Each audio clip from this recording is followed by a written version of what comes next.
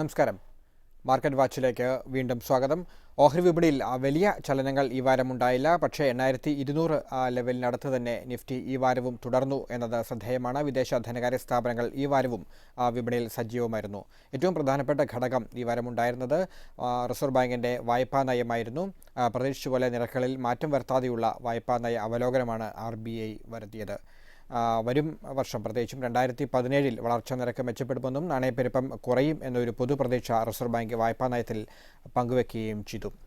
ഈ വാരം വിപണിയെ സ്വാധീനിക്കാൻ പോകുന്ന ഘടകങ്ങൾ, ഇനി വിപണിയുടെ മുന്നോട്ടുള്ള ഗതി എങ്ങനെയെന്ന് മാർക്കറ്റ് വാച്ചിൻ്റെ ഈ എപ്പിസോഡിൻ്റെ ആദ്യ ഭാഗത്ത് പരിശോധിക്കുന്നു. തുടർന്ന് ഈ ലക്കം ലഭിച്ച കത്തുകളിലേക്ക് നമുക്ക് പോകാം. അതുപോലെ ഹെഡ്ജ് എക്യൂരിയസിൻ്റെ ചീഫ് എക്സിക്യൂട്ടീവ് ഓഫീസറായ N. ഭുവനേന്ദ്രനാണ് മാർക്കറ്റ് വാച്ചിൽ പങ്കെടുക്കുന്നത്.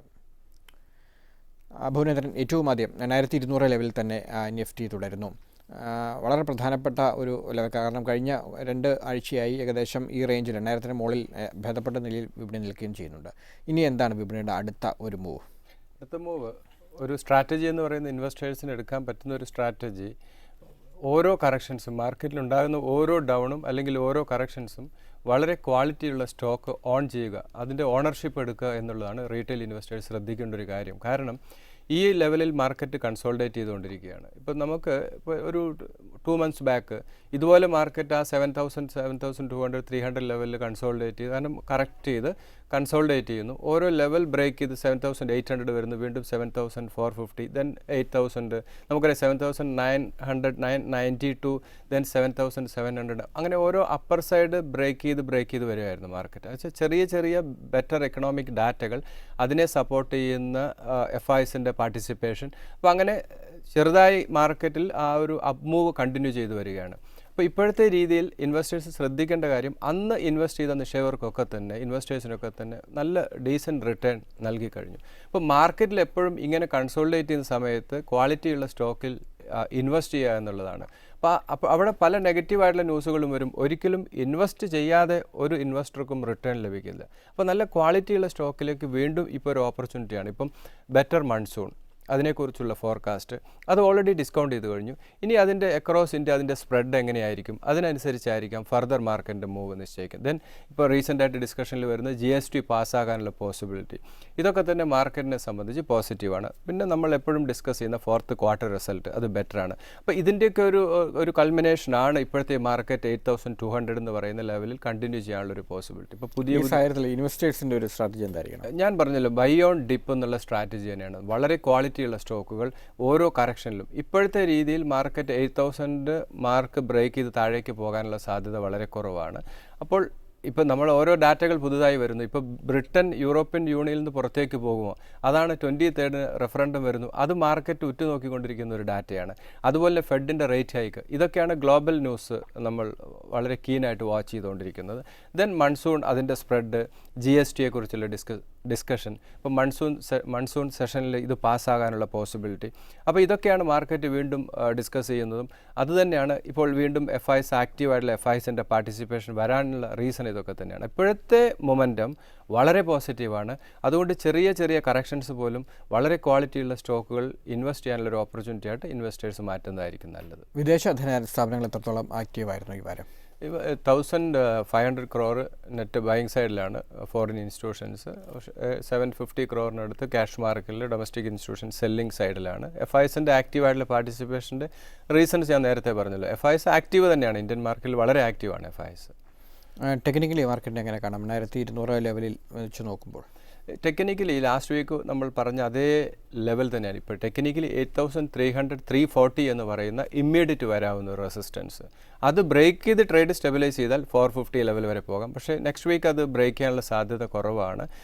2 മേജർ ഗ്ലോബൽ ന്യൂസ് എന്ന് പറയുന്നത് US-ൻ്റെയും UK-യുടെയും ഇൻട്രസ്റ്റ് റേറ്റ് ഡിസിഷൻ വരുന്നുണ്ട്. അത് മാർക്കറ്റിനെ ചെറിയ രീതിയിൽ ഇൻഫ്ലുവൻസ് ചെയ്യും. ദെൻ ഡൗൺ സൈഡ് എന്ന് പറയുന്നത് 8000 to 8050 എന്ന് പറയുന്ന മേജർ ആയിട്ടുള്ള 2 സപ്പോർട്ട് ലെവലാണ്. അപ്പോൾ 8000-ഉം 8050 ഇമ്മീഡിയറ്റ് സപ്പോർട്ട് ലെവലും, 8300 to 340 എന്ന് പറയുന്ന ഇമ്മീഡിയറ്റ് ആയിട്ടുള്ള ഒരു മേജർ റെസിസ്റ്റൻസുമായിട്ട് മാർക്കറ്റ് മൂവ് ചെയ്യാനാണ് സാധ്യത.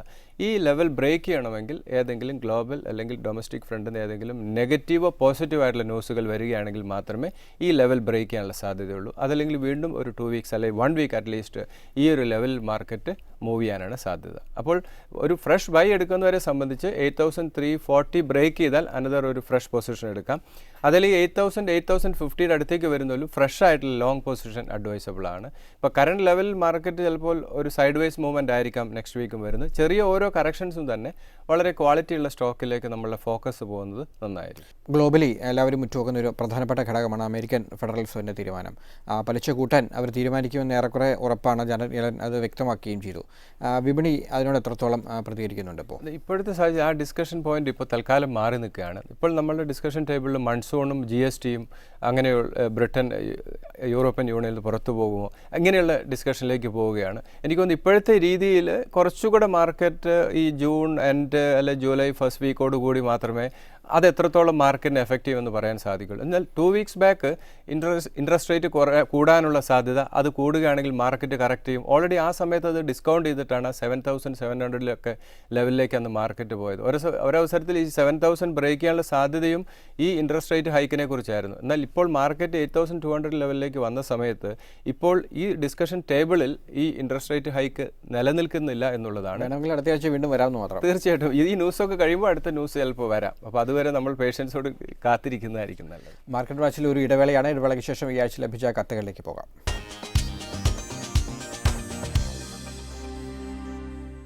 മാർക്കറ്റ് വാച്ചിലേക്ക് വീണ്ടും സ്വാഗതം. ഈ ആഴ്ച ലഭിച്ച കത്തുകളിലേക്ക് പോകാം. ഏറ്റവും ആദ്യം ശ്രീ സുശാന്തിൻ്റെ മെയിലാണ്. അദ്ദേഹത്തിന് കൈവശമുള്ള സ്റ്റോക്കുകൾ Manappuram, Aditya Birla Nuvo, Lumax, Vadilal industries, Geojit and Gitanjali gems. ഈ സ്റ്റോക്കുകളെല്ലാം തന്നെ ലോവർ ലെവലിലാണ് അദ്ദേഹം വാങ്ങിയത് എന്ന് വേണം മനസ്സിലാക്കുവാൻ. അത്തരം റേറ്റുകളാണ് ലഭിച്ചിരിക്കുന്നത്. സ്വാഭാവികമായിട്ടും പ്രോഫിറ്റിലാണ് അദ്ദേഹം ഇപ്പോൾ. ഈ സാഹചര്യത്തിൽ ഈ സ്റ്റോക്കുകൾ വിൽക്കണോ ലാഭമെടുക്കണോ എന്നാണ് സുശാന്ത് ചോദിക്കുന്നത്.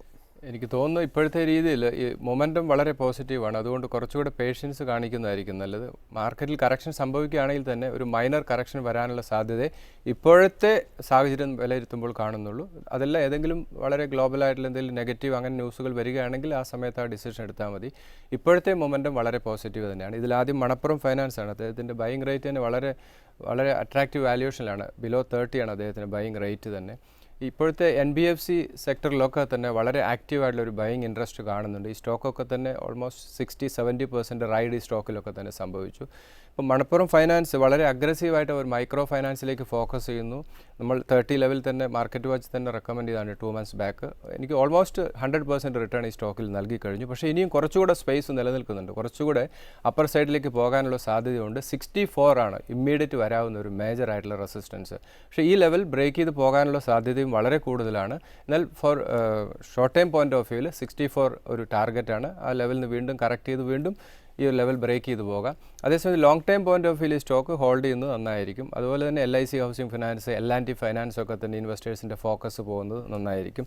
കാരണം L&T ഫൈനാൻസിലൊന്നും റൈഡ് സംഭവിച്ചിട്ടില്ല. അതുപോലെ LIC ഹൗസിംഗ് ഫിനാൻസ് ഇപ്പോഴത്തെ ഈ റൈഡിലൊന്നും അത്രത്തോളം പാർട്ടിസിപ്പേറ്റ് ചെയ്തിട്ടില്ല. അപ്പോൾ അങ്ങനെയുള്ള സ്റ്റോക്കിലേക്ക് കൂടി ഫോക്കസ് പോകുന്നത് നന്നായിരിക്കും. ദെൻ ആദിത്യ ബിർള ന്യൂവോ ആണ്. 1030-980 ഫണ്ടമെൻ്റലി വളരെ സൗണ്ടാണ് ഈ സ്റ്റോക്ക്. ഈ സ്റ്റോക്കും ഒരു ലോങ് ടൈം വ്യൂവിൽ എനിക്ക് തോന്നുന്നു ഹോൾഡ് ചെയ്യുന്നത് തന്നെയാണ് നല്ലത്. 1140 ആണ് സ്റ്റോക്കിൽ ഇമ്മീഡിയറ്റ് റെസിസ്റ്റൻസ്. ഞാൻ ഇപ്പോഴത്തെ രീതിയിൽ ഒരു സെല്ലിംഗ് അഡ്വൈസബിൾ അല്ല എന്ന് പറയുന്നത്. ഓവറോൾ മൊമെൻറ്റം വളരെ പോസിറ്റീവാണ്. മാർക്കറ്റിൽ ഇപ്പോൾ മൺസൂൺ, അതിൻ്റെ സ്പ്രെഡ്, അതുപോലെ GST പാസ്സാകാനുള്ള പോസിബിലിറ്റി, അതുപോലെ ഗ്ലോബലി വരാവുന്ന ചില പോസിറ്റീവായിട്ടുള്ള ന്യൂസുകൾ, ഇതൊക്കെ കൺസിഡർ ചെയ്യുമ്പോൾ മാർക്കറ്റ് വീണ്ടും ഇപ്പോൾ ഈ ഒരു ലെവലിൽ കൺസോൾഡേറ്റ് ചെയ്യും. ദെൻ വീണ്ടും അടുത്ത ഹൈ ലെവലിലേക്ക് ബ്രേക്ക് ചെയ്യും. അപ്പോൾ വീണ്ടും ഒരു അപ്പർ സൈഡ് സ്ലൈറ്റ്ലി ബ്രേക്ക് ചെയ്ത് പോകാനുള്ള സാധ്യത കൂടുതലായിട്ട് മാർക്കറ്റിൽ കാണുന്നു. അതുകൊണ്ട് കുറച്ചുകൂടെ പേഷ്യൻസോട് കൂടി വെയിറ്റ് ചെയ്യുന്നതായിരിക്കും നല്ലത്. ദെൻ ലുമാക്സ് ഓട്ടോ ടെക് ആണ്. ഓട്ടോമൊബൈൽ സെയിൽസിലൊക്കെ തന്നെ വളരെ അധികം ഇമ്പ്രൂവ്മെൻറ്റ് വരുന്ന ഈ സെക്ടറിലൊക്കെ തന്നെ വളരെ പോസിറ്റീവായിട്ടുള്ള ഒരു മൊമെൻറ്റം കാണുന്നുണ്ട്. അപ്പോൾ ഈ സെക്ടറിലെ എല്ലാ സ്റ്റോക്കിലും മിഡ് ക്യാപ്പും സ്മോൾ ക്യാപ്പിലൊക്കെ തന്നെ നമ്മുടെ ഫോക്കസ് പോകുന്നത് നന്നായിരിക്കും. ഡെറ്റ് വളരെ കുറഞ്ഞൊരു കമ്പനിയാണ്. അതുകൊണ്ട് ഇൻവെസ്റ്റ്മെൻറ്റിന് പരിഗണിക്കാവുന്നൊരു സ്റ്റോക്കാണ്. 310 ആൻഡ് 280 രണ്ട് സപ്പോർട്ട് ലെവലാണ്. 370 ആണ് സ്റ്റോക്കിൽ ഇമ്മീഡിയറ്റ് വരാവുന്ന റെസിസ്റ്റൻസ്. ദെൻ വാഡിലാൽ ഇൻഡസ്ട്രീസ് ആണ്. ഒരു ആവറേജ് ഫണ്ടമെൻ്റൽസ് സപ്പോർട്ട് ചെയ്യുന്നു. വാല്യൂഷൻ ഫെയർ ആണ് ഇപ്പോഴും. പക്ഷേ ഒരു അടുത്തൊരു കറക്ഷനോട് കൂടി 630 ലെവലിലേക്ക് സ്റ്റോക്ക് വരികയാണെങ്കിൽ നമുക്ക് ഇൻവെസ്റ്റ്മെൻറ്റിന് പരിഗണിക്കാം. ദെൻ 550, 740 ആണ് സ്റ്റോക്കിൽ ഇമ്മീഡിയറ്റ് വരാവുന്ന resistance. Then ജിയോജിത്താണ്.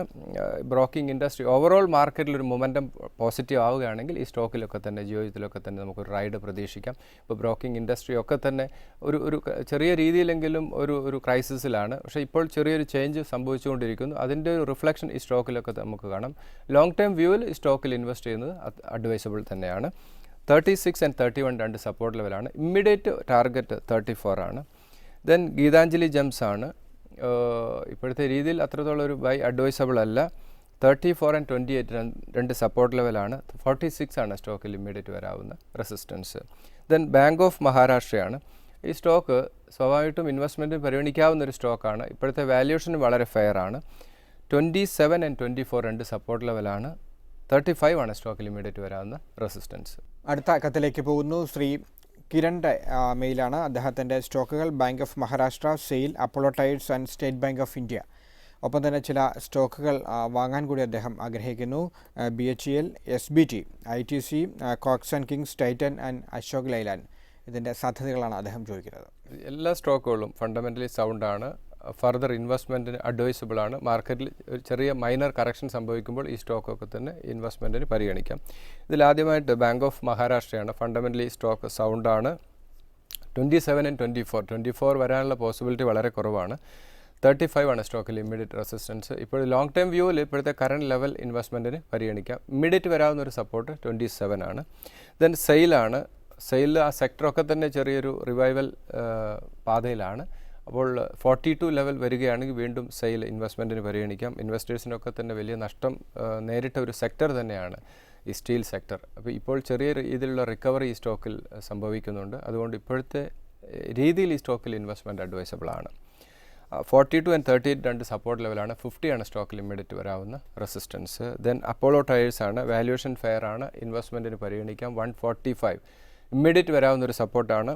132 second support level. 145 ഒരു സ്ട്രോങ് സപ്പോർട്ട് സോണാണ്. ആ ലെവൽ വരുമ്പോൾ ഇൻവെസ്റ്റ്മെൻറ്റിന് പരിഗണിക്കാം. ഇപ്പോഴത്തെ സാഹചര്യത്തിൽ വീണ്ടും വളരെ ഷാർപ്പായിട്ടുള്ള ഒരു കറക്ഷന് പോസിബിലിറ്റി ഇല്ലാത്തതുകൊണ്ട് ഒന്നുകിൽ കറണ്ട് ലെവൽ അതല്ലെങ്കിൽ അടുത്തൊരു 145 ലെവൽ വരുമ്പോൾ ഇൻവെസ്റ്റ്മെൻറ്റിന് പരിഗണിക്കുക. 170 ആണ് സ്റ്റോക്കിൽ ഇമ്മീഡിയറ്റ് വരാവുന്ന resistance. Then state bank of India ആണ്. സ്റ്റേറ്റ് ബാങ്ക് ഓഫ് ഇന്ത്യ റിസൾട്ടിന് ശേഷം ആ സ്റ്റോക്കിൽ റൈഡ് സംഭവിച്ചു. ഓവറോൾ ഈ പബ്ലിക് സെക്ടർ ബാങ്കുകളിലൊക്കെ തന്നെ ഒരു ചേഞ്ച് സംഭവിച്ചുകൊണ്ടിരിക്കുകയാണ്. ലാസ്റ്റ് ക്വാർട്ടർ റിസൾട്ട് വിചാരിച്ചാലും വളരെ ബെറ്റർ തന്നെയായിരുന്നു. അതിൻ്റെ ഒരു റിഫ്ലക്ഷൻ ആ സ്റ്റോക്കിൽ നമ്മൾ കണ്ടു. ഇപ്പോഴത്തെ വാല്യുവേഷൻ ഫെയർ ആണ്. ഓവറോൾ സെൻറ്റിമെൻറ്റ്സ് മാറി. ഫോർത്ത് ക്വാർട്ടർ ബെറ്റർ ആണ്. ഇക്കണോമിയിൽ റിവൈവലിൻ്റെ സൈൻ കാണുന്നു. പല കമ്പനികളുടെയും പ്രോഫിറ്റബിലിറ്റി കൂടുന്നു. അപ്പോൾ ഇവരെ സംബന്ധിച്ച് NPA തന്നെയായിരുന്നു ഒരു കൺസേൺ. ഓവറോൾ എക്കണോമിയിൽ ഒരു റിവൈവൽ വരികയാണെങ്കിൽ സ്വാഭാവികമായിട്ടും NPA കുറഞ്ഞു വരാനുള്ള ഒരു സാഹചര്യം ഉണ്ടാകും.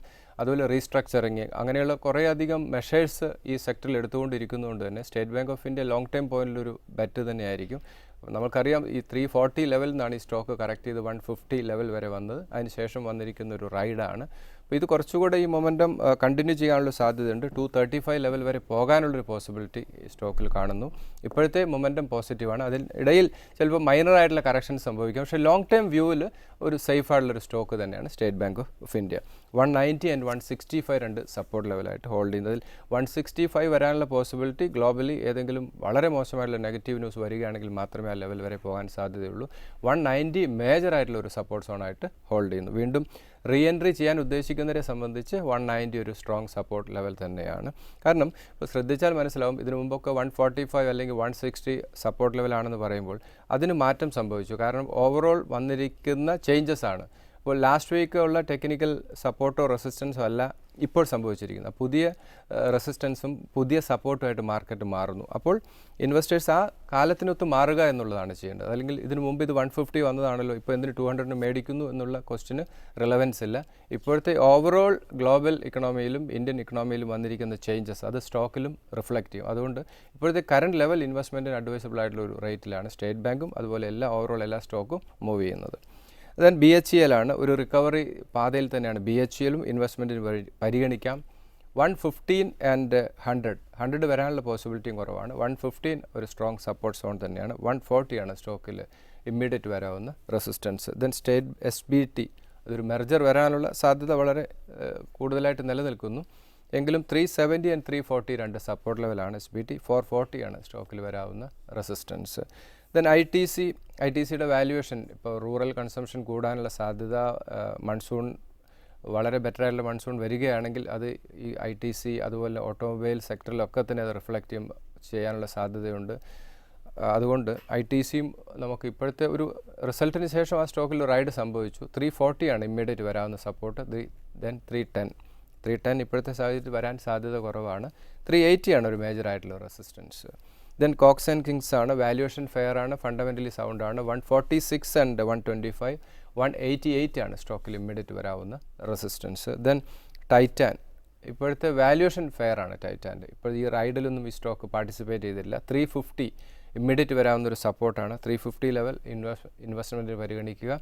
ദെൻ 320 ആണ്. ഇപ്പോഴത്തെ രീതിയിൽ 320 വരാനുള്ള സാധ്യത വളരെ കുറവാണ്. അതുകൊണ്ട് 350 ലെവൽ ഒരു സേഫ് ആയിട്ടുള്ള ഫസ്റ്റ് എൻട്രി പോയിൻ്റ് ആയിട്ട് തന്നെ കൺസിഡർ ചെയ്യുക. 390 ആണ് സ്റ്റോക്കിൽ ഇമ്മീഡിയറ്റ് വരാവുന്ന minor resistance. Then Ashok Leyland ആണ്. അശോക് ലേലാൻഡും വലിയൊരു റൈഡ് ഈ സ്റ്റോക്കിൽ സംഭവിച്ചു. എപ്പോഴും ഫെയർ വാല്യൂവിലാണ് സ്റ്റോക്ക് മൂവ് ചെയ്യുന്നത്. 102.94 ഈ രണ്ട് ലെവൽ ലോങ് ടേം വ്യൂവിൽ ഈ സ്റ്റോക്ക് ഇൻവെസ്റ്റ്മെൻറ്റ് അഡ്വൈസബിൾ ആണ്. കാരണം വളരെ നല്ല റിസൾട്ടാണ് അനൗൺസ് ചെയ്ത്. ഈ സെക്ടറിലും ഈ സ്റ്റോക്കിലും ഒരു റിവൈവൽ അതല്ലെങ്കിൽ ഒരു തിരിച്ചുവരവ് വളരെ ശക്തമായിട്ട് അശോക് ലേലാൻഡിൽ കാണുന്നതുകൊണ്ട് ഇൻവെസ്റ്റ്മെൻറ്റിന് പരിഗണിക്കാം. 115 പോലും ഒരു മൈനർ റെസിസ്റ്റൻസ് ആണ്. അത് ബ്രേക്ക് ചെയ്യാനുള്ള സാധ്യതയും വളരെ കൂടുതലായിട്ട് നിലനിൽക്കുന്നു. അതുകൊണ്ട് ലോങ് ടേം പോയിൻ്റ് ഓഫ് വ്യൂവിൽ ഇദ്ദേഹത്തിൻ്റെ സ്റ്റോക്കിൻ്റെ സെലക്ഷൻ എല്ലാം തന്നെ വളരെ നല്ല സ്റ്റോക്കാണ്. ഈ സ്റ്റോക്ക് ഓരോ കറക്ഷനിലും ഈ സ്റ്റോക്ക് പോർട്ട്ഫോളിയോയിൽ കൊണ്ടുവരിക. പേഷ്യൻസോട് കൂടി ഒരു 6 മന്ത്സിനുള്ളിൽ തന്നെ എനിക്ക് തോന്നുന്നത് വളരെ ഡീസൻ്റ് ആയിട്ടുള്ള റിട്ടേൺ ഇപ്പോഴത്തെ സാഹചര്യത്തിൽ സ്റ്റോക്ക് മാർക്കറ്റ് വരാനുള്ള സാധ്യത കൂടുതലാണ്. മാർക്കറ്റ് വാച്ചിൽ ഒരു ഇടവേള കൂടി.